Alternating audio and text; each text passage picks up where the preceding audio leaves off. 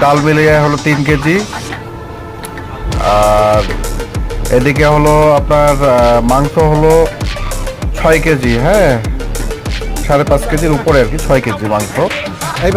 আর আছে মিষ্টি কুমড়া এটার মধ্যে, হালকা পরিমাণে আছে লাউ, আছে পেঁপে, টমেটো, গাজর। এই হলো এই উপকরণ আজকে। অবশ্যই বুঝতেই পারছেন যে আজকের খিচুড়িটা এত টেস্ট হবে। আমাদের খিচুড়ি বরাবরই খুব টেস্টি হয়।